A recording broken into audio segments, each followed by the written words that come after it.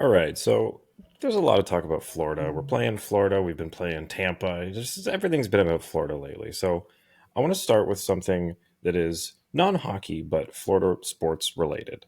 Steph, you and I were talking about this the other day. Okay. The Orlando group proposed a $1.7 billion stadium for baseball in Orlando. And in case you don't follow the MLB, Orlando doesn't have a baseball team. So they are hoping to either lure away the Tampa Bay Devil Rays, as I love to call them, or a new expansion team. So this is something that we don't really see in hockey happen, like building a stadium. I mean, outside of Quebec City, but this is literally like Field of Dreams. Like if you build it, they will come. They're just hoping if they build a $1.7 billion field that the team will just come later. And I think that is very optimistic. But what do you guys think? Will I pull up some pictures of this? Well, it's not run by Bettman anymore, right? So there's that going for it. That looks like a pretty intense stadium. Yeah. So if you're watching, you can see here it's all glass on top, so it looks like they'd be able to be open rain or shine while still having a view of the sky, which is pretty cool. All these rendered images though are it's hard to tell what it's actually going to look like because this is pretty insane. Because there's not only glass, but you can see here there's like a screen that wraps all the way around 360 of the field, so that'd be pretty cool. Here's what it looks like from the top. It's like it looks like there's a big entrance concourse area that's also all glassed in. It looks like a what shape would you call that to the people listening? A sperm. Penis. I was gonna specifically say what non-phallic shape would you call this, but it One looks ball and one big crooked dick. it looks like a baby's arm holding an apple. Man, this thing, the indoor pics, it looks like West Edmonton Mall went nuts with the MLB, like a cross mixture. And I don't know, it looks so fun. Like the diamond is minuscule compared to the rest of this structure. Like seems like there's so much going on, and I don't know how the hell they're gonna fit it when Orlando is just a concrete jungle with a shit ton of little ponds and lakes Well, everywhere. I'm gonna see if we can. It's apparently gonna be across from SeaWorld, so I'm gonna see if you can find that lake that it showed, or that weird little. Uh-huh. Let me pull up a picture of it. It looks like there's already water around it, unless that's what they would put in. What does it look like is there? It looks like it's beside some residential stuff, so maybe it's going right here. Too small. Yeah. Oh, it's probably right here Probably. because it looks Ye- like it's in between some industrial stuff and some residential. So it's probably going somewhere in here. Just look for the empty phallic shape on the map. And Yeah. yeah, whatever fits, right? Yeah. Yeah. So anyway, I thought that was just kind of an interesting thing to talk about because there's been so much talk of with the Sens going for up for sale and new arenas being built. Calgary's getting approved for a new one. Seattle just got their stadium for their new team. The UBS arena got built. I thought it was worth Tempe talking vote. about. The Tempe. Oh, the Tempe. Did it happen? It's yeah. So update on that if we haven't talked about it in a while. The city of Phoenix is suing Tempe for, from what I understand, without having it in front of me, is that Phoenix was blocked from building something close to an airport because airplanes used to be really loud, and they couldn't build things close to them. There was like zoning rules around it. And they're approving Tempe building this close to the airport. And they're like, hey, they're not allowed to do that. We're suing them for that. And it's like, Yeah. well, that's not as much a factor anymore because planes are quiet. And if they were approved for the zone, then they were approved for the zone. Like, they're just it could potentially slow the process down a lot. I thought Well, the civilian vote was later on in the month, or the public vote. yeah, I think that's not until the 16th or 19th, and shout out to Marty. He's been all over this Yeah. and sharing it online. There's been a lot of backlash. Yeah. Yeah, I don't know if this is going to go through. We'll see, though. But Beaner, you took it off. Well, before we start here, you want to talk about the mask you were wearing there? You left him hanging, man. He was ready in his mask. And In honor of Brick Wall, I brought the pop van out of the storage cab or out of the display cabinet to wear to start the show.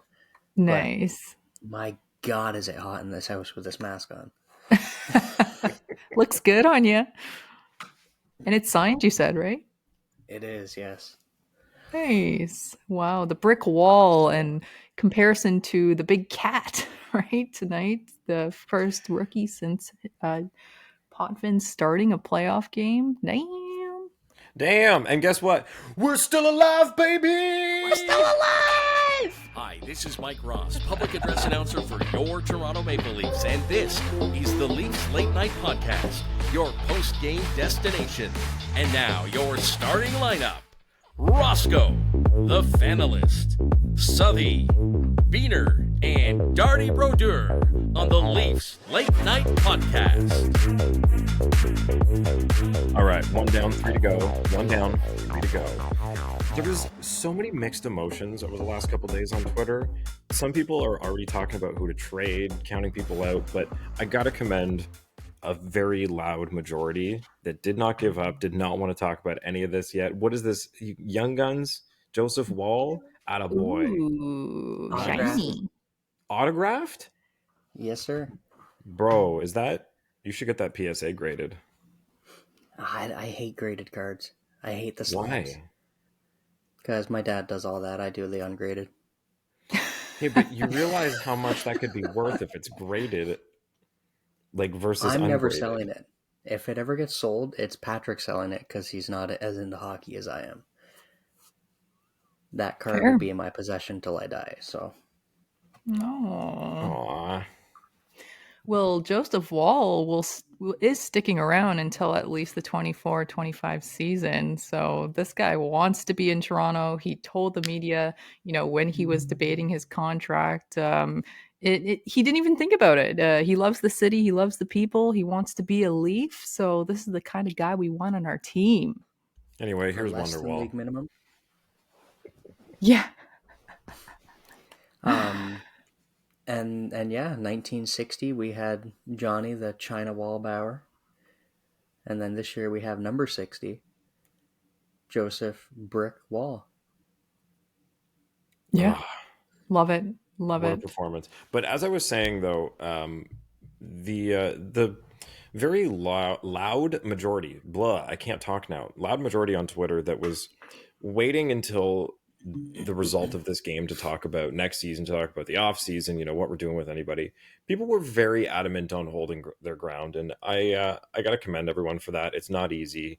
It's not been a fun series. I mean, obviously the Leafs visibly outplayed the Panthers the first 2 games and were just, it seemed defeated in the third game.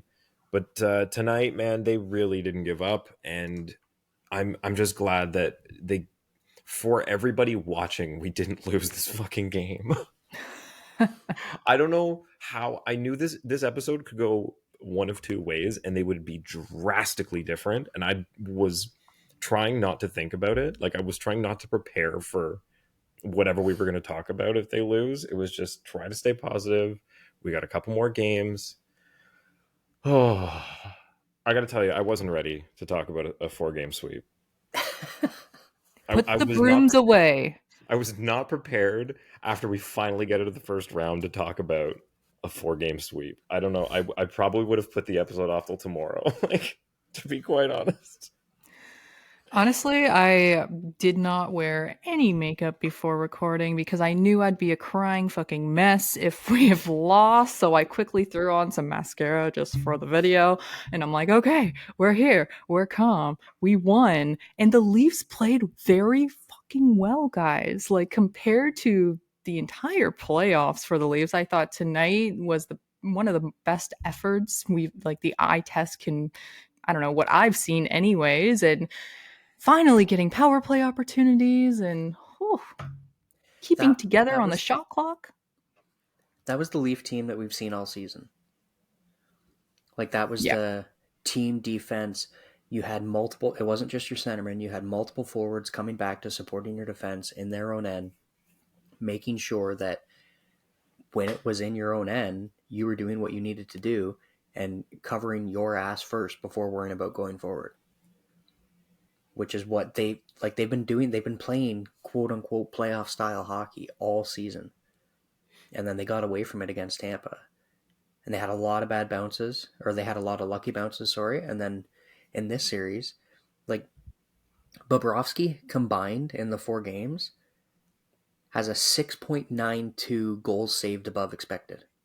The guy's on Wow. another level. Like, that's insane. That is absolutely insane numbers. Mhm. So for all these people like chirping, oh, you know, you guys are saying the Leafs are getting goalied. Yeah, that's just sore loser, sore loser. No, it's the fucking truth. Yes, I'd say they outside didn't of show up. game 3, yeah, they've been goalied. Like, even the broadcasters were saying tonight, it should be 3-0, like, at the end of the second period there. Yeah. Or the first.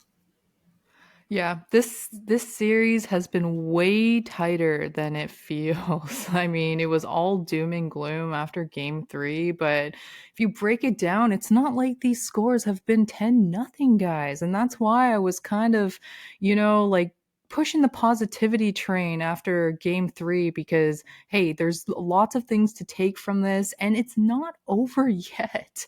One thing that gave me some hope today, anyways, Dangle put out a video and he brought up the whole, the Kings did it last in 2014 and all the facts we talked about on our last episode.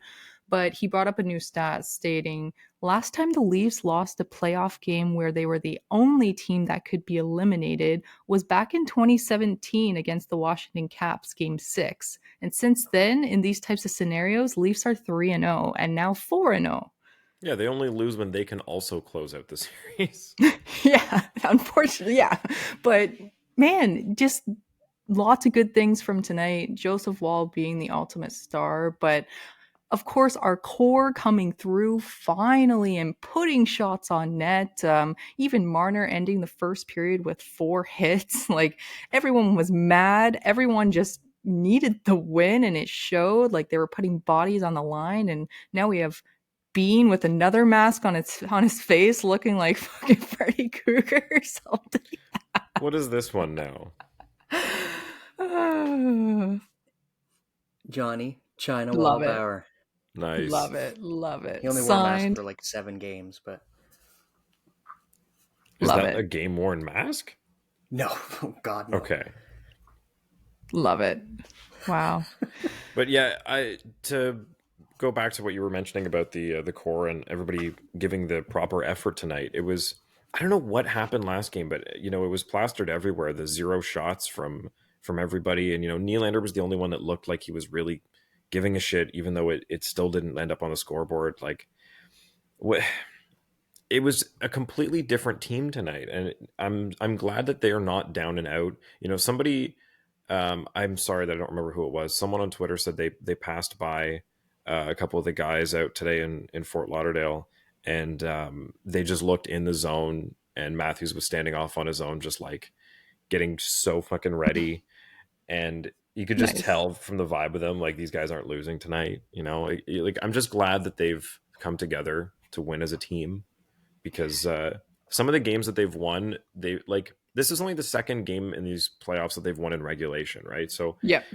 it's been a lot of, there's been good play from everybody, but this was the first time where it seemed like Biehn said, they were playing team defense, team offense, like everybody was working together.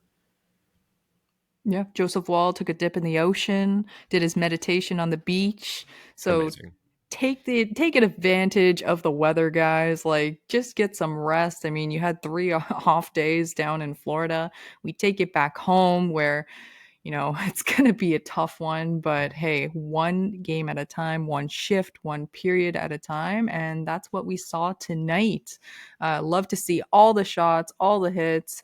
Everyone just pushed. Like, even the Leafs made mistakes, yes, but they recovered. Like they were able to rebound if they lost the puck or something. Like, for example, Hall, I believe in the second period, losing it, and then a big sweep with his stick to knock it away. And I don't know, just little things that matter in this type of series. Well, and Darty's ears honestly, are burning hearing you chirp Hall there. for how good of a No, I'm game applauding him. for how good of a game Marner ended up with, the beginning of the game, he was pretty brutal. Like the first 5 minutes or so, he made some pretty bad plays. Like he had a turnover that almost cost them a goal. So it's like you said, everybody was covered, and if one person made a mistake, everybody else was in position to be able to make up for it. So Yeah, positives. it's crazy to think that Matthews, Nylander, JT, and Marner have never gone 3 straight games without scoring a goal in their history of playing together. And of course, it happens in round 2 of the playoffs. Willie, 8 games without a goal, and all of these streaks just drying up after this performance in round 1. But tonight, just breaking through from this core, Nylander, Marner. Oh, it must feel so good just to get one and move on.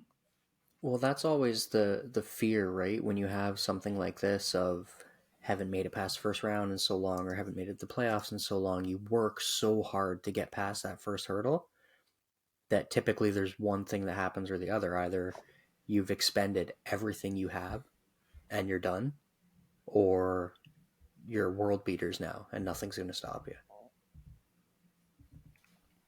Definitely. Yeah, and Yeah, the pan. Go ahead. sorry, what I was going to say is I think the most evident team defense stat is that through 2 periods, the Panthers only have 15 shots on goal. And I mean, they've been out shooting or keeping pace with the Leafs through every other game in the series. So the fact that they were able to kind of flip the script on them after the last game, where the Panthers were able to neutralize the top scorers on Toronto, they were able to kind of shut down anybody like Duclair and Bennett and Kachuk tonight. Yeah. I felt this first period though, it was super tight. Leafs had a couple offside unfortunate calls that escaped them on the blue line, and you thought they were going to get the play set up, and just unlucky bounces, can't clear, get hemmed into your own zone. And even to start the game, the fourth line seemed to be the best line again. And those demons kind of go through your mind, and you're like, and then McCabe is partnered with Lily, and you're like, how's this going to go? But man, getting that power play opportunity in the second period and connecting on it. I mean, I know it was off the ref's skate and right in front, but I think we're owed one at this point in the playoffs. You know what? Rightfully so. Like, that should have been a double minor. Yeah. Like, Oh, you mean when Bunting was Ron bleeding? McLean, yeah. Unless you're Ron McLean, blood is blood. Like maybe because he's a vampire at this point in his life, but yeah, seriously, should have been 4 minutes. He was clearly high stick, visor. I don't know, bud, but hey, off the skate in front, Nylander with the backhand. We'll take it all day long, especially after the Achari ass goal in front. Oh yeah, and I love the little scramble there, because it throws Bobrovsky off, because if he's making all these saves on good scoring chances, and then this kind of weird bounce goes off his shoulder and in, you're Biehn, you're looking at the same goal I'm trying not to look at right now. So it just throws him off his game, because I think he's been able to set up and get in his groove the same way Vasilevsky does, where, like I was saying, if you can get one early on him, then he kind of gets thrown off. But once he sets up, he's a pain in the ass. Bob's the same way, so that it really just opens it up. I know they only got one more on him, but it's not easy to get two on Bobrovsky every night. Well, Panthers apparently have played so perfectly through 5 periods of play that they didn't grant a power play for the other team. They were, not a dirty team, apparently. They go nearly 110 minutes of play without taking a penalty. Like, yeah, definitely no interference at all in any of these games. Okay, I see what you're saying, but Game 3 was such a no-show by a lot of the big guys by the Leafs. They really didn't warrant drawing a penalty, sorry. No, and we talked about that, and I get it. But tonight, the fact Yep. that there were so many things that went uncalled, like, and that bullshit call on Riley, come on, Yeah. it's just, I don't know. The cross Or on check So on Hall, Hall yeah, cross-checking Kachuk in the that was first bad. period. Oh my god, the stick broke. Did it break while he did the motion or beforehand? Like I couldn't catch the replay Well, he did there. the motion, but that exact play, I bet you happens 400 times in every NHL game. That wasn't a cross check. That was you put your stick on the guy's back and you're trying to push him out of the way of the net. Like that wasn't a exactly. forceful. That wasn't Bennett on Nyes or anybody out front. Like, or sorry, it was Bunting. Sorry, not Nyes. Well, who Yeah. was it in the Tampa series that was it Sergachev that broke their stick on somebody cross checking them in front of the net, went and got another stick and then scored and didn't get called for anything? Like, Right. fuck off. Curtis McElhaney actually tweeted tonight saying that that call was super soft. The stick looked broken. The commentators were saying the same thing. Like, and even on the Bunting call, everyone on the panel said there was blood. That period. End of story. Blood equals 4 minutes. Done. But hey, it's the Leafs. So- Had a lot of equipment malfunctions tonight. Some sticks blowing up on clearing attempts, and McCabe losing a skate blade. yeah, pogoing his way to the bench, and they're on the far side at this point. Damn, that guy was moving fast. Like, Yeah, they even made a point. They're like, wow, like people don't normally move that efficiently without a skate blade. He really got off there. yeah, Which it just helped him that it was the opposite one. Like it was his left skate and he was on the side where he could use his right side to brace against the boards, right? Yeah.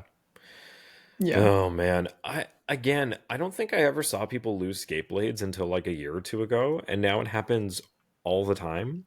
Like every couple games, somebody loses one. So weird. I don't know how it happens, but I also don't play high intensity hockey, so maybe Southey can tell us. The It. the Go ahead. technology's like it's really cool. I clearly don't have skates that nice. Um, but the fact that you can have multiple sets of blades sharp and ready to go, like I like my skates really sharp when I'm skating, but I think that's because I don't know what I'm doing. Um, I know someone who like he'll get his skate sharpened and then he'll take them to a 2x4 for 20 minutes before he puts them on, Oh my god.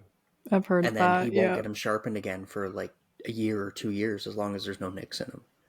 Like Holy. he hates having an edge. Like it's everybody's personal preference, but if you like them really sharp, these skates are perfect because you start losing an edge, you catch a post or something, go to the bench, the trainer can pop it on and off without you having to unlace your skate and put a whole new one on, right? Mhm. Gotcha. That makes sense. Yeah. And speaking of penalties, we got to discuss this Brody getting the hold on the stick, but nada for Gudis, who takes the late charge at Kampf and pretty much crushes him on an identical play that got Makar suspended. Was So was Makar's after the whistle? I'm I don't think based it off the was. silent video that I watched, I'm not too sure, Based on but the I don't. based on the I play, it don't think it doesn't was look after like the it. whistle. No, I But don't think so. like I understand following through with a hit while the whistle goes, but he had so much time, and after the whistle, it's not like he just kept skating into Kampf. He like no, I don't want to say he charged, but like he I don't wasn't looking to see if he left his skates, but like he throws himself into him. Well, Kampf is assuming the play is dead and not bracing himself. Like, I get it. You're playing a sport that's high intensity. You should be ready for a hit like that when you're against the boards, but it's very clear to Gudis that Kampf is not paying attention and he goes full steam into him, throwing his body. That's like intent to injure somebody. That's what I don't like. I get it's a clean hit as far as body checks go, but is it? Like, is that not boarding? Like, where do we make something clean and not clean? Like, if it's a dangerous hit that could clearly injure somebody like that, I think it should be That called differently. I agree with you, but at this point in time, technically, that's right on the line for boarding, for charging, whatever you want to call it. Um, does it make it right? No, it's slimy as all fuck. But I guess that's all I'm saying. Like, I get that yeah, it's clean. I don't like it. That was kind of my response to somebody, because when I said that's extremely dangerous, one of the Leafs Nation accounts said, it's a clean hit. I'm like, I get it's a clean hit and there's not going to be a call on it, but I don't like a hit on someone who's not paying attention when a play is called dead. Like, it's Yeah, clearly after the whistle. So players are not holding themselves the same way. Like, it's really just dirty. it was clear that the Panthers were getting pissed. Starting in the first period, around 5-7 minutes of play, a couple missed calls they would maybe predict for the Leafs, and the crowd is like, "What the hell?" And you can just tell that the hits are getting harder and dirtier, and more so after whistles. And I don't know. I was wondering what would get called at one point, and then we see the Justin Hall call, and we're like, oh, "Really?" And then the freaking bunting thing, fine, fuck it. But then the Brody thing happens, and you're like, guys, like, how is it only the Leafs getting the call when there's a fucking scrum with all of our guys on the bottom, and Gudis is thinking he's a rhino charging fucking Kampf into into fucking outer space? I don't get it. But for all the bad calls, Alex Kerfoot takes a very, unfortunately, horrible tripping call that cost the Leafs the goal against there. Um, I get trying to pull the Brody dive here to block Stahl, but while his leg is over you, you can't stand up and flip him over. Like, you're gonna you know get called what? for that every time. Realistically, I think he should have stood up about like a quarter of a second sooner, because then it's a body check. Exactly, like the way he did it, you're gonna get called for tripping. Like, either full on hit him, like get up in time to hit him, or stay down. Like we all know, like Neanderthal can't skate anymore. Like just get up a little bit sooner and cram him into the boards. Oh fuck, Neanderthal. That's what It's he a good looks one. like right now. I actually didn't know. I didn't recognize that it was Stahl until they said that it was him, and I was like, "Holy shit!" Like, the hair and beard is not how I'm used to seeing you. My God. Yeah.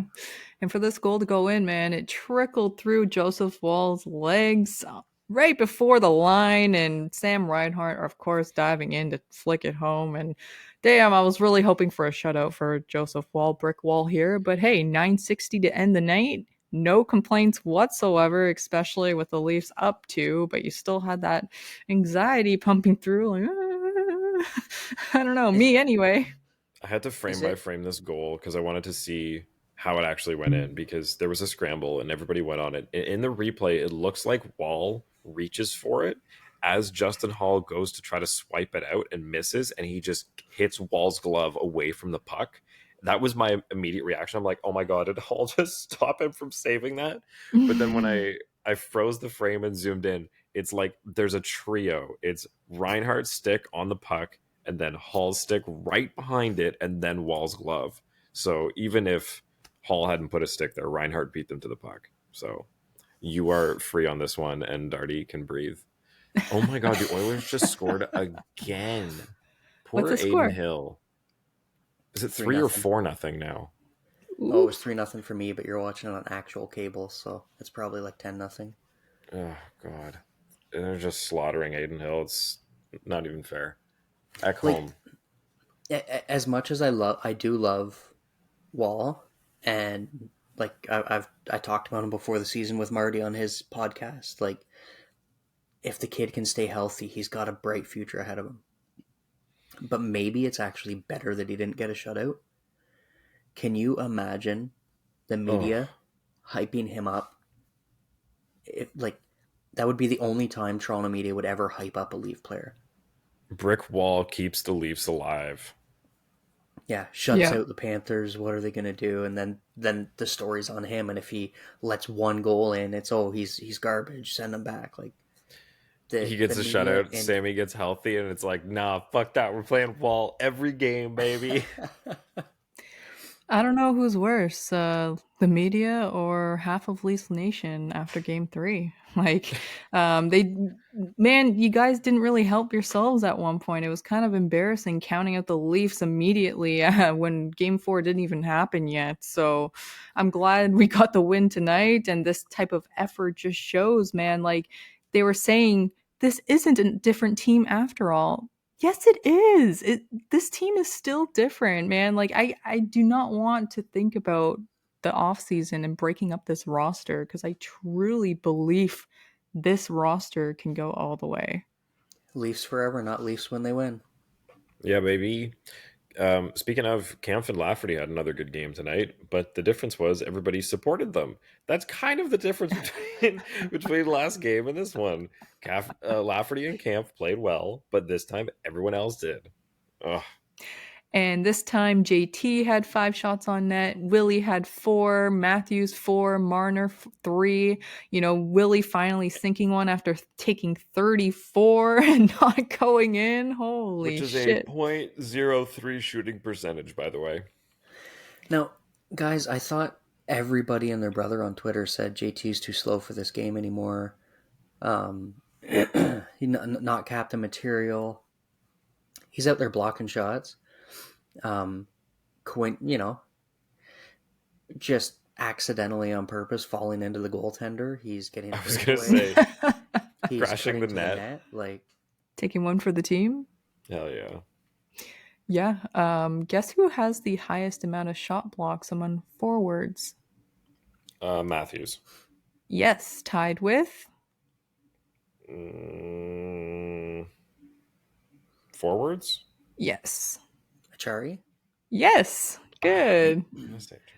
Yeah, nice. the D actually they only maxed out at two apiece, but yeah, Achari and Matthews with 3 apiece tonight, and Mitch with 4 hits too. Yeah. Man. He was throwing all 100 pounds around tonight. Oh yeah, man. Arms straight out, bouncing off the wall like a little ping pong ball. You know what? He probably catches some people off guard because there's no way when he's coming at you that you think he's going to follow through with the hit. Right. Like, you might as well just be, he's going to go, oh shit. And then this, like, I mean, at any speed, it's still, what is he, 120 pounds? Like, hey, he gained like 12 in the off season, remember? Sorry. I don't know, like, actually how much he weighs, but considering, like, it's pretty much entirely muscle, it would hit a little different than me. He's 181 pounds. All bony elbow. That is straight to the gut. Okay, how tall is he?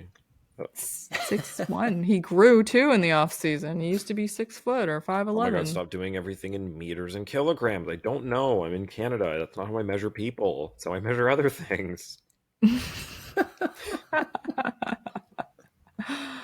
Yeah. Oh, he's 6 foot. Yeah, he's exactly 6 foot. So 6 feet, 181 pounds. That is still a train coming at you at whatever speed this guy goes at. I don't care. It's a small car. Just had a birthday 5 days ago. Happy birthday, Mitch Marner. 26 years old now.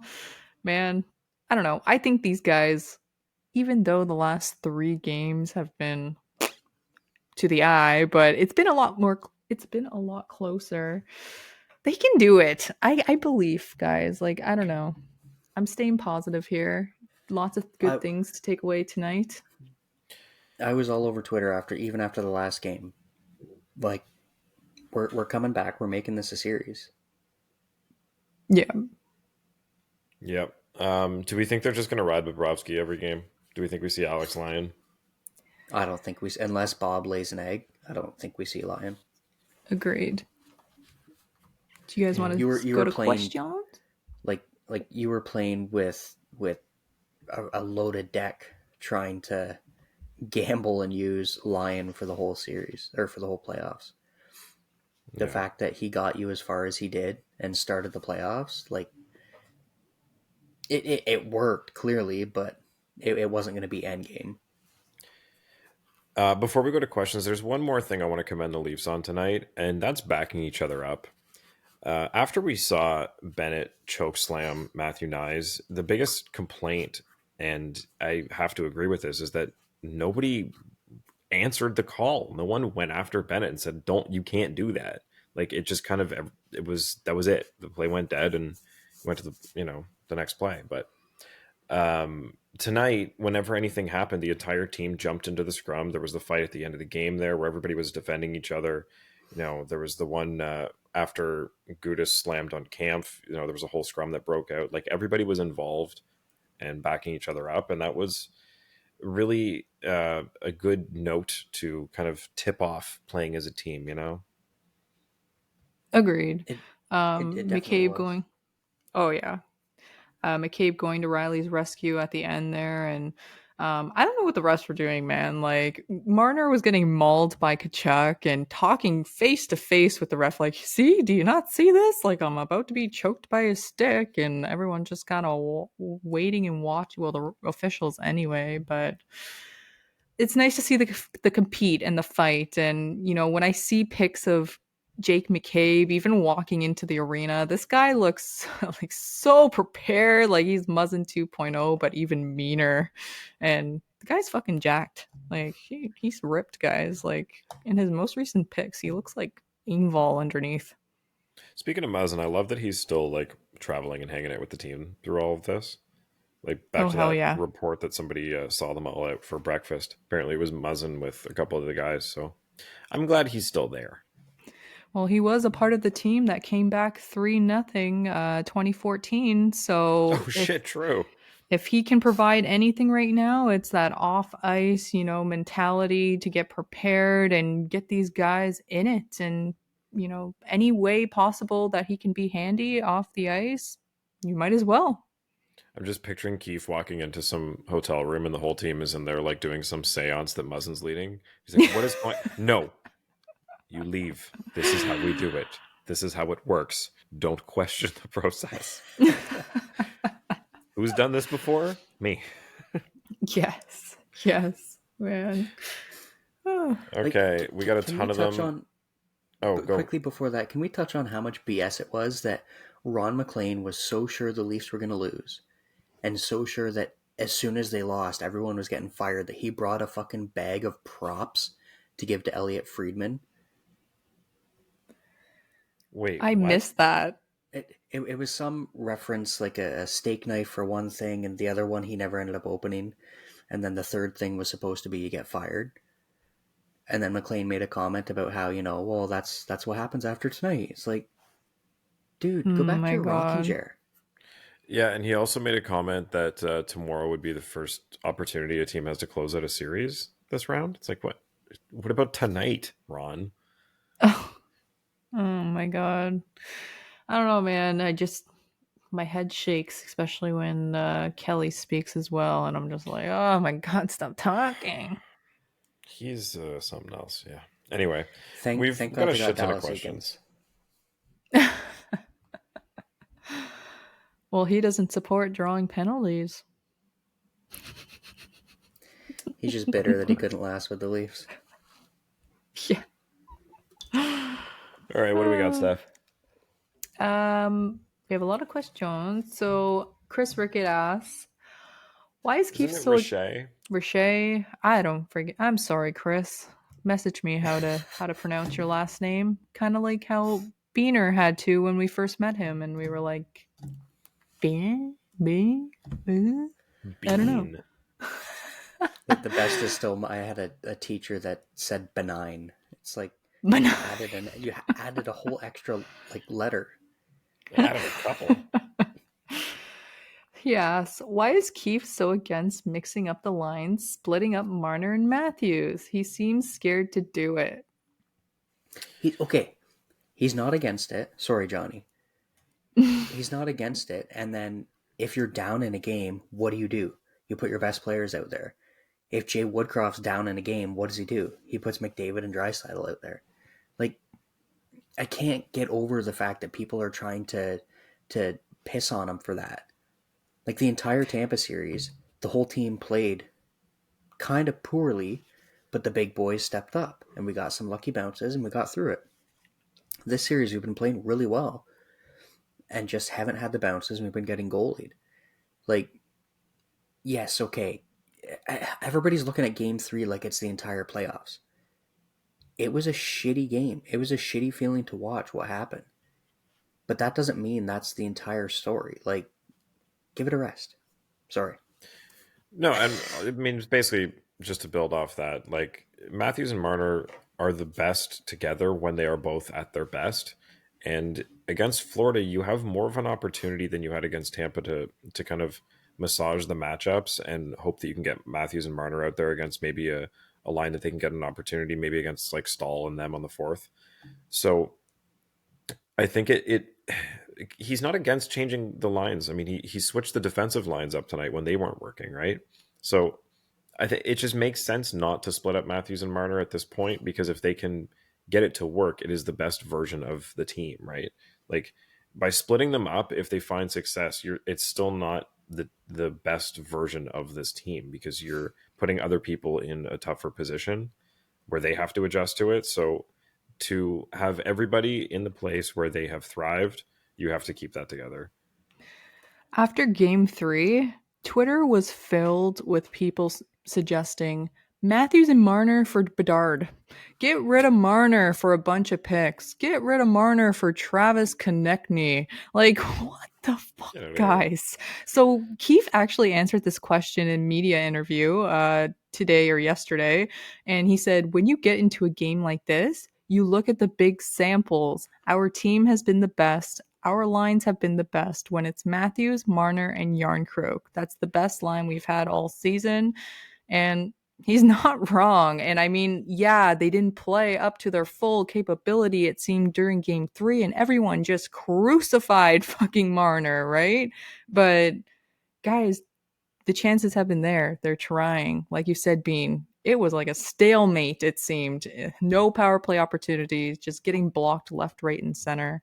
Tonight was a way better showing. So, next question. Actually, speaking of that, because I know there's no questions about it and we didn't talk about it. Chicago Blackhawks get the number 1 pick in the draft. They're going to get Mr. Connor Bedard. And because it's okay to hide sexual assault, but it's not okay to sign a player to a large contract, and it's not okay to let draft picks train at your facilities. I just, it feels gross. Like, I wanted Anaheim to get this so bad, and that's not just because the Later Rivals pod is, friends. I just wanted them to have that. San Jose would have been fun, but like, as far as odds go, it was most likely going to go to Anaheim. They've never had a first overall pick, and everybody's crying conspiracy because look, the Blackhawks are at the end of one era. They're a bigger market. Kane and Taves are gone. There's, not the best PR around the team. So let's give them a huge distraction. Like, I don't like this. There's no way. Like, I am all for ripping on Bettman. We've established that in previous episodes many, many times. Who doesn't like it? Like, there's no way that this was rigged. If this was rigged, he would have definitely gone to Anaheim. Or not Anaheim, Arizona. Like, really, it's the 05 draft all over again with Crosby. Like, there was rumors Pittsburgh was leaving. Crosby goes there, they get a new arena, and now they're one of the model franchises over the last 20 years. I was just going to say. Don't like it. It stinks. I tells you, it stinks. Yeah. It definitely does, but there's been so many opportunities for a more beneficial rigging than this. Like, if the Blackhawks didn't get Bedard, it's not like they're going to go anywhere. They're coming up on their 100th year anniversary. The Blackhawks aren't leaving. No, but I think the ticket sales have not been great while they've been bad. And within, what was it, an hour and a half of them getting the first overall pick, they were selling insane amounts of season tickets. Like, that's a huge difference for a team. Care about ticket sales. No, but you have Arizona in a 5,000. Bettman works for the owners, and one of the owners with the most power is the Wirtz family. Like, if they tell him, "Hey, Buckface, our team sucks right now, and both of our stars are leaving, and our fucking owners bungled this team 10 years ago, and now we're paying for it. Fix it. Maybe Like, don't he cover works up for sexual them. assault. I'm exactly right. But I'm saying the Blackhawks are in a position where they're one of the biggest, oldest franchises, most important franchises in the league, and they're in a really shitty situation, and they just get to go, hey, throw us a bone here, Gary. Like, I'm not saying this is what happened. I'm just saying, like, the fact that this is the situation, it's like, because we won't know if it is or not, there's just way too much that makes it just stinks. That's it. Like, I see where you're going, and I definitely do not like. Full disclosure: the Blackhawks have always been my Western team. I had a family friend who played for them in the '60s and '70s. Like, I've always loved the Blackhawks. So everything that's gone on over the last couple years has been absolutely disgusting, and it's really dampened the way I view a lot of the players that were involved. Like, even though Taves and Kane didn't do the issue in question, like, the chances of them not knowing at all are pretty slim. Exactly. Like, it's, and then with regards to the conspiracy theorists out there with the draft, if they were that worried about Chicago, they would have rigged an earlier draft in the early thousands when they were barely selling any tickets whatsoever. Like, there's so many other teams that would have benefited more from getting Bedard than Chicago. Because San Jose, Yeah. if San Jose goes in a shitter, they do have good fans, but you're not going to be able to consistently sell a ton of tickets in an arena in California if they're not playing well. But my point is, Chicago had the second highest chance, so it's the least one that you're going to question. And again, the power of the Wirth family, because the way that the board works of these owners is the longer standing owners have more power, and Bettman works directly for them. So I'm not sure how long San Jose's ownership group has been there, but even if it's been since the beginning, there's a lot that have been there longer. So that's it. The other thing is that Bettman comes out and says, teams don't tank. And the Blackhawks go out and get Peter Mrazek as their starting goalie for the entire season, pull off literally a textbook tank. Like, any professional sports team can look at this, not just the NHL, any professional sports team that wants the best franchise overall pick that's coming. Look at what the Blackhawks did this year. That's how you lose. And they get are you joking? How can you say teams don't tank and then give the team that tried the hardest to tank the first pick? It's not rigged. Fuck the Blackhawks. Fuck the Blackhawks. Fuck the And Blackhawks. it didn't go to Montreal. That's like, whatever. Great. I don't know. He's in the Ducks West. got gypped. You know what? Most of this top 5 are all so fucking good. I'm glad only one of them is going to the East. And can we talk about the broadcast screwing up the reveal? Like, right before commercial, they leaked the answers, and then they came back. Was a joke. Yeah, and we already knew. Half an hour long, starting with Elliot Friedman saying this is the most important date on the hockey calendar outside of the Stanley Cup. It's like, really? Because you guys just let Kevin Weeks read a teleprompter for 20 minutes, and that was the whole thing. And they cut to the GM sitting there basically like we are on Zoom, but not saying anything. It's just like, oh, and with the 16th pick, and then it's just GM with no reaction because they're like, I don't give a shit. I didn't get Bedard. Like, it was worse than like COVID times and trying to replicate, I don't know, the same sense of hockey community when we had so many restrictions. It was back to, blank faces, like you said. I don't know, the reactions were funny, the blank faces. I just thought it was a joke, like flipping those cards and revealing once again. We're like, damn, this was quick though. At least it didn't elongate like 3 hours. I'm not saying they should do a 3-hour production, but like, why don't they go they were in New Jersey, I think, for doing this. Why wouldn't they go to whatever? I guess they can't because the Devils are playing, but go to some arena of a team that's out of the playoffs, have it like $5 entry like they do for the draft, and just let fans come in and cheer on like for their team to get different picks. Like, put it in a central-ish location and just let people come in and make it like an hour and a half thing. Have players that are out of the playoffs come in, or like, players that could get drafted make an appearance. There's different ways to make it a little more exciting than it currently is, because that was quite the boring event considering how much hype was around it, and Yeah. like how influential it's going to be for a lot of teams for the next 20 to fucking 40 years based on the trades that come out of these players at the end of their contracts. Like these, we're still seeing players involved from Gretzky's trade moved around. Like that trade tree is not done. These are going to change these franchises, whether it's, Bedard or Michkov or Fantilli or who are the others in the top five there? I can't remember now. There's one that jumped up in the last little bit. Yeah. Anyway, Shane Wright 2.0. Anyone? I just Imagine. it's not going to happen, but I would really, really love it if Bedard pulled a Lindros. Oh man, that would too be many incredible. people putting that pressure on him. All right, we got to get back to questions. I apologize. We needed to talk about Bedard, obviously. Phil Wilds on Twitter asks, Wall if Samsonov is healthy for Game 5, and also Misadventures, second round Big Cat hunting at Classy Kyle's also asked the same. Do you start? Who do you start for Game 5, Wall or Sammy?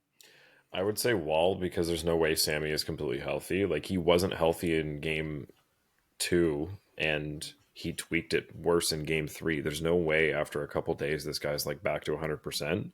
If Wall is practice. Yeah, like if Wall's at even 90%, I would take that over Sammy being at 60. Like there's no way he's higher than 60 or 65% right now. Yep, the rest of the schedule. Oh, go ahead, Biehn. No, so I was just going to say, in my opinion, Wall plays the rest of the games unless he gets hurt. Yeah. Yeah. Shout out Dennis Hildeby for backing up tonight. Yeah, and it was kind of weird but nice seeing Matt Murray, on the bench there. First time since April 2nd getting into a game. So almost forgot what he looked like for a minute. But yeah, Dennis Hildeby, Hildebeest, emergency e-bug. Wow.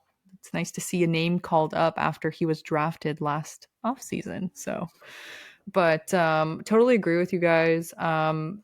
Especially the schedule right now, it's every other day. The rest of the second round, we've had our 2-3 day breaks, and now it's, the grind. It's just push, push, push. And if Sammy didn't practice, then no, he's not in.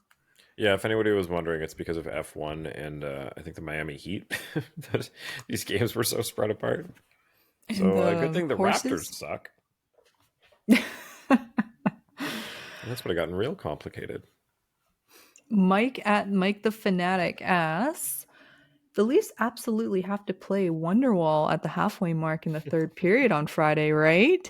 Has to become a in-rink anthem like Mr. Brightside was for the Avs last year, no? I mean, that's a really good one to have the whole crowd singing, because people know the words to it, and you can stop the song and people will keep it going. And it's a meme song. Like everybody on the other team would just be like, oh my God, like please stop.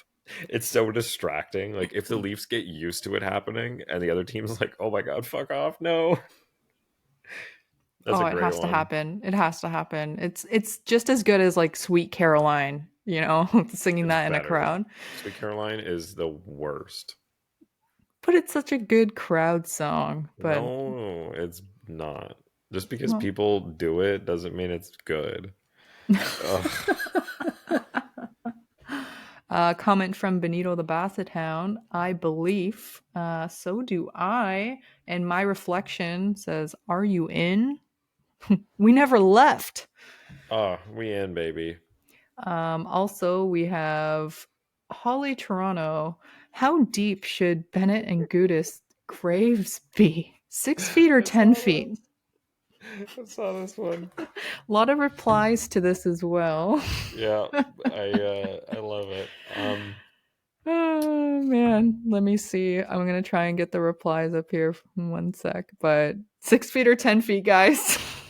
I don't know. Can you do that one where you stack them? Does that have to be 10? George Kufis says 10 feet with concrete poured in after. Oh man. No, I'm not gonna. Let's call it some wishing for some fines and some disciplinary action, but it's not gonna happen.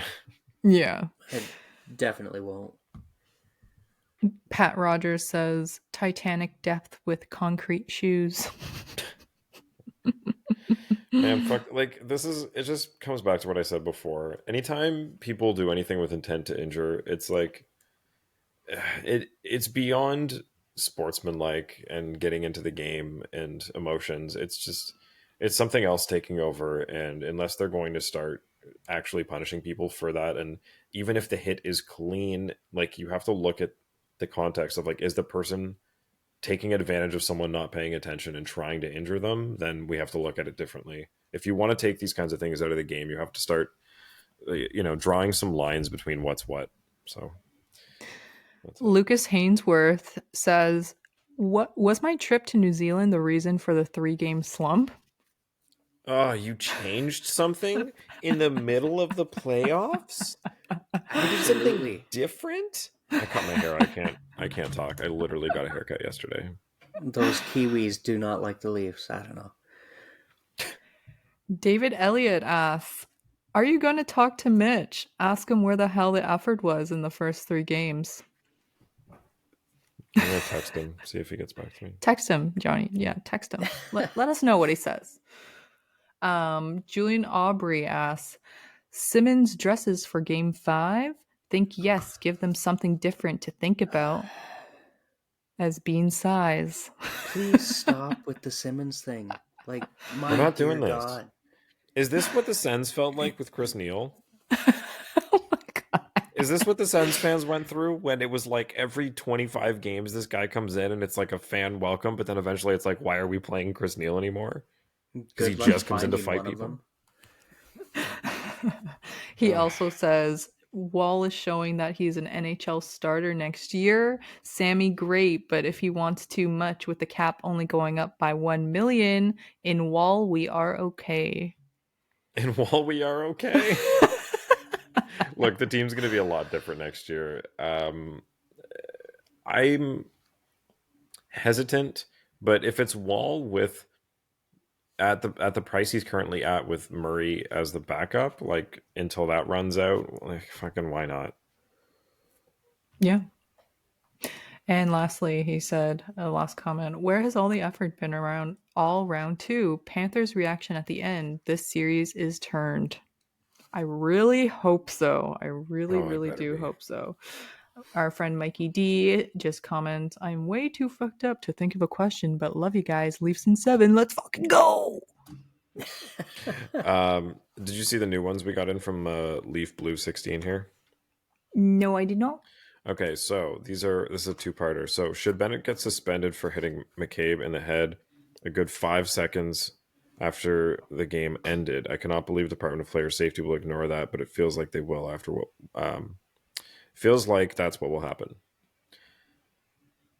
Yeah, they're not going to do anything. The Department of Player Safety has basically just decided the playoffs are cool and fine. Second part of the question, Gudas is a UFA after the season. He hits hard and clean, and I hate it when the Leafs play against him. He's 32, but feels like a good, experienced, and tough player that would be great on the Leafs for a $2.5-ish million contract. What he made this season, maybe 3 years at 2.5. No. Only in fantasy.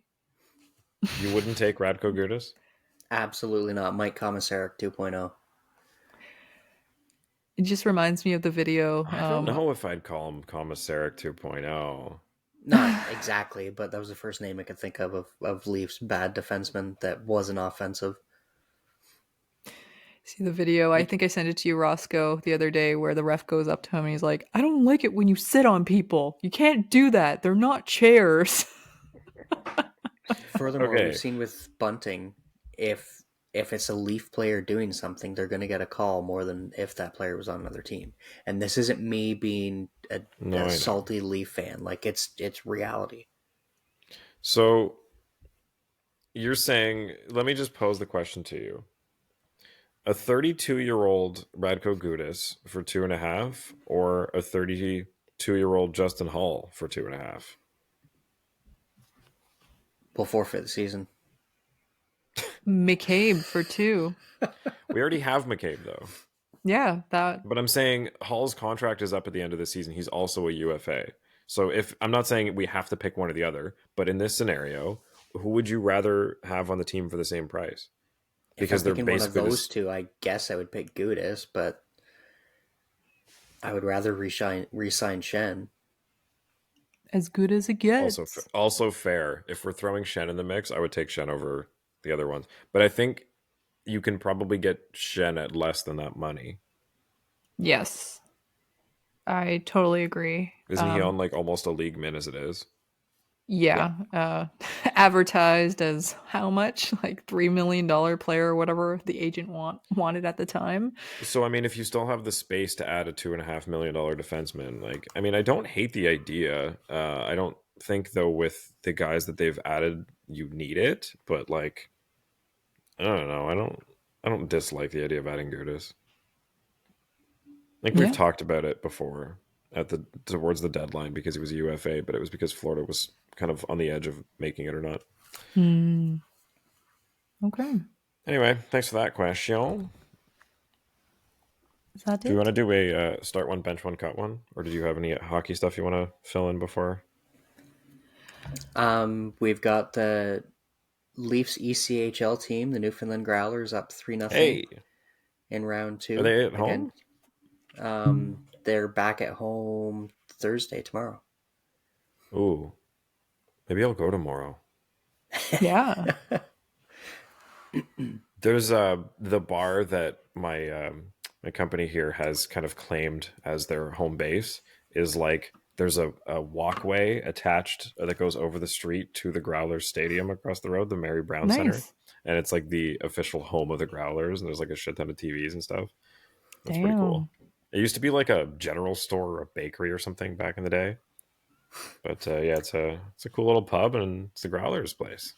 Nice. So right now, Dryden Newfoundland McKay, Embassy, shout out. Right now, Dryden McKay for the Growlers, he's 7-0 with a .928 save percentage and 2 shutouts in the playoffs so far. That's gross.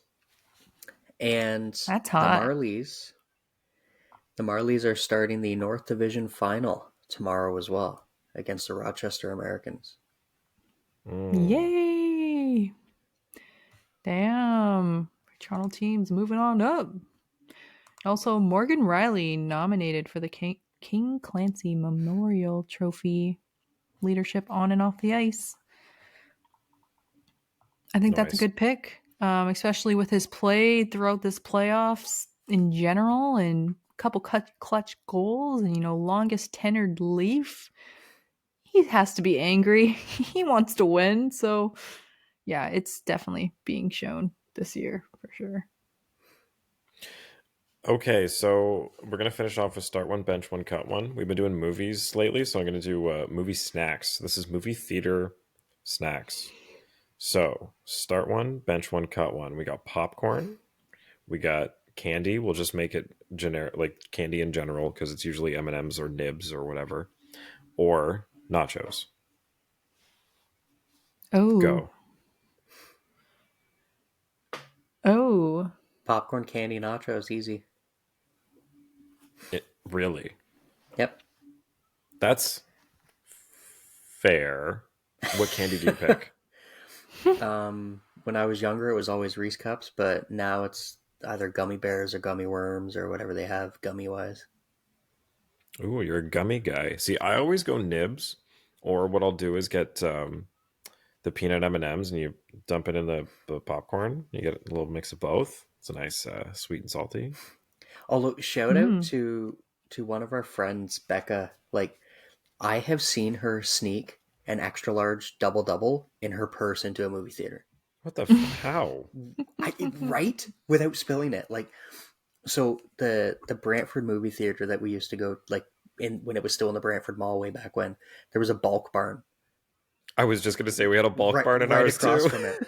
So like I'd always wear cargo shorts, and you fill each of the pockets with whatever you wanted, and then you go in. But I swear to God, she'd snuck in a coffee in her purse and didn't spill any of it.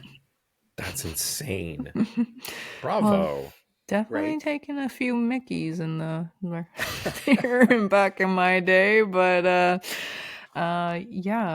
candy all the way from Bulk Barn, guys. You're absolutely on it. Who the fuck buys anything at the movie theaters? Well, I guess now Me, I because do. scene points. Oh, true. All scene points all day. Yeah, fair. But me, you gotta start popcorn. You gotta get that extra shit on it. You have to layer that shit in. It doesn't even have to be the paid buttery shit, just the free shit on the side. Two things of And butter, one halfway, and then one on the top, and then you get the white cheddar powder that you sprinkle on it. Just perfect. Oh yeah. too much not good for me, but because I don't want to drink my popcorn at the same time, like clog my arteries. But I don't know. Candy, bench, and then nachos cut. Okay. And Darty, what about you? So welcome to the show. Start one, bench one, cut Go, one. Leafs, Popcorn... go! Go, Leafs, go! Go, Leafs, Go, go! Leafs, go! Yeah. Oh, I love you. Popcorn, candy, and nachos. Start one, bench one, cut one for movie snacks. Ooh, popcorn, candy, nachos. First off, I'll say that nachos have almost always been disappointing, even though I really want them not to be. And I think it's just because the portions Yep. have stayed the same size and I have not. Next up on that, candy. Here's the deal. Okay, so we're going to say start, bench, cut. All right. So I'm starting popcorn. Popcorn, especially with a little bit of that, Free butter shit? substitute. Lots of that Yep. popcorn topping, as they call it. But here's my secret ingredient, all right? And it's something that I do, but I didn't start it. So again, call me crazy, all right? Because Biehn was talking about my anchovies on my pizza. Well, here's my little crazy thing: is I put M&Ms in my popcorn, and it is amazing. Let's go. I'm Let's telling go. you, it is so Dude. fucking Knew it. good. Roscoe just said that. It is so fucking... Let's And go. I'm a popcorn purist for the longest time. The only thing I probably would put on my popcorn is either salt and vinegar when that was a big deal, or like extra cheddar when that was a thing. But now, a little bit extra butter and some fucking M&Ms. But you got to do it in like a strategic way, because otherwise they end up all at the bottom of the bag. So just so you know, there is a method to this. All right. So start one, bench one, cut one. A man after my own heart. I'm starting popcorn, but I gotta have M&Ms with it, so they're both starting. And unfortunately, if that's the case, then nachos, you're getting cut. Sorry, you're going down the A. That is the most eloquently put combination. So you have to just kind of, it's more of a handful thing, right? Like you grab a handful of the popcorn, you toss a couple M&Ms in it, and then you toss it in your mouth, or you get a couple of them on top. Because I was saying, I do the peanut ones, so they're really heavy and they go right to the bottom.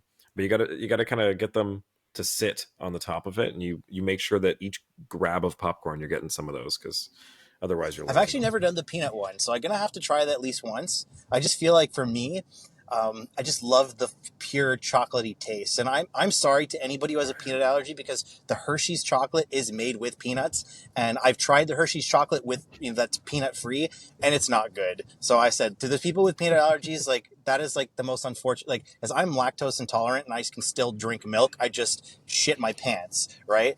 If peanut allergies where you had peanuts, but then you shit out like, peanuts, that would be more acceptable. Unfortunately, peanut allergy people die. Like, they have anaphylactic shock. I don't get anaphylactic when I drink milk. So unfortunately, to all those peanut people out there, I'm sorry that you cannot experience this, as even if you tried with regular like Smarties or something, it just is not the same. I've tried a lot of chocolates, and unfortunately, like the Hershey's chocolate, because it has a little bit of peanut in it, tastes that much better. So, sorry to those people out there that just don't get to experience that. This sucks. And the only way to eat it, on the way, dip your face in the bag because your other hand is occupied with drink, and have yourself sorted, and then immense, eating like a savage. I eat my popcorn like a fucking savage. And then just make a big mess, and it's just a part of the experience. So one of the Cineplex first hates times her. my wife and I Yes. went to the movies together, she was laughing at me because we got a popcorn and a pop to share, and I have a really bad habit of, if it's in front of me, I drink it. Doesn't matter Oh, if yeah. it's coffee, if it's water, if it's beer, anything. So like at a party, I can get wasted Noted. really quickly because if it's in front of me, it gets drank. Okay. I've been at parties before, and it's like, Jesus, how have I drank 8 beers already? Just Been like open 10 them. minutes. It's there. Good old backwash Biehner. Just So one of the first times we ever went to the movie theater, she was kind of teasing me because I bought like the large one, right? Because Cineplex, we get a large, you get free refills. And then I had finished the large by myself before the movie had even started. Oh my god. God, how many times That's did you dangerous. out there drinking tease? everybody's empties, just making sure they're all polished off. No, you learn not to do that real quick when you get one that's got a cigarette butt in it. I was just gonna say. Yeah. No.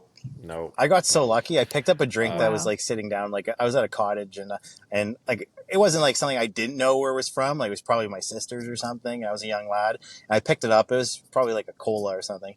And I was just gonna have just a sip, and there was a wasp inside of it. And I got so lucky because I was like, I just feel like the bzzz, and I was like, holy shit!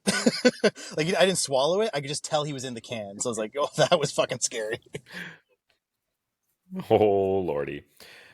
So do you guys remember when Cineplex had those little like kids box thing? I don't know if they still do it, where it's like a cardboard box and there was like popcorn in it and a little candy thingy and a drink that was like in a cup holder in it. Yeah. Those were the shit. I never got that. I don't Apparently know. Johnny's parents were rich. No, I always remember them from like if I went to someone's birthday party and we went to a movie when I was So you had younger, rich it was friends too? Yeah. You had friends? Yeah, man. That's how it be in Coburg. No, I've it's never just been to a birthday at a movie. What the fuck? like I said before, Harry Potter always came out like around the week of my birthday, and I don't know, it became a thing. The movie theater in Coburg was popping for birthday parties. So it was your birthday party? It wasn't mine. I just saying that people had birthdays at the movie theater. It was a thing. I remember seeing Cat in the Hat for someone's birthday in the theater. That movie was fucking crazy. It's still one of my all-time favorite movies to watch, of just like what is happening right now. It's weird to think that we used to not be able to recline in theaters. Now I go to the theater, I'm like, Only some of them do. here they all do. They're all like luxurious chairs, it feels, and you can order beer to your chair in some of them. The VIP ones are crazy for that, where you just get a menu. They brought us like a bucket with ice and a bottle of wine in it and everything. Like it's nuts. And like, yeah, the Cineplex is stepping the game up. Anyway, we're running too long on this topic. Start one, bench one, cut one. I'm gonna start. The idea of nachos, like Darty said, is so much better than actually getting them. Like the cheese sauce is good, but you don't get it. I feel like I want 3 times more than they actually give you, and it's not worth the price. And it hardens in like 30 seconds. Then you're like, the value for your money, you're probably best getting a big thing of popcorn. And I'm always going to go with candy as well and a drink. It's the combo. So I'm starting popcorn. I think I gave us an easy one here. Benching candy and cutting the nachos. Darty, since you joined us late here, do you want to send us off with your thoughts on the Leafs' performance tonight and sticking in the series? Look, I'm not going to say it was great, but we won. It's exactly what we needed. I can only expect more from these guys because, hell, I want to fucking win. I want to go to 7 and make Florida eat a large steaming pile, as Steph eloquently put it, of caca. All right? They can eat so much freaking caca that I don't want to see Kachuk until next year. And then I want to shout to the top of the rafters that Brady is better. Okay? All right? Because those clowns out there, they think that they can wax us. They can wipe the floor with us clean. You're the Florida Panthers. You've been a laughingstock and a joke for over 2 decades. don't fucking at me, all right? Sam Bennett, you couldn't even do 2 fucking push-ups, all right? I could do 2 push-ups, and I'm ultimately the same age as you back then. So you know what? You're weak then. I could probably do more push-ups than you now. Come fucking find me. I'll meet you in Holland Landing, buddy, right at the bridge before the park. We'll do a little scrap. I'll probably lose, but you know what? I could still do more fucking push-ups than you. So don't fucking at me, Sam Bennett. And also, who's that other asshole out there? I already mentioned Kachuk, but I'm going to mention it again. Gudis. Oh, yeah, Gudis. You know, Gudis? You're fucking toad, all right? Figure it out, man. It's after the whistle. It's after the whistle. Refs are so garbage tonight, too. Oh, my God. But whatever. Leafs won, baby. We'll bring it to 7. We're coming home. Let's make it happen, all right? Make the dream happen, guys. Come on. And I'm sorry if Inside the Rink does not agree with me fighting Sam Bennett on the Holland Landing Bridge, but you know what? I'm probably going to get my ass kicked. It's okay. I'm the kind of guy that, I'm like Justin Hall. I will literally go out there and get my fucking ass reamed and still, you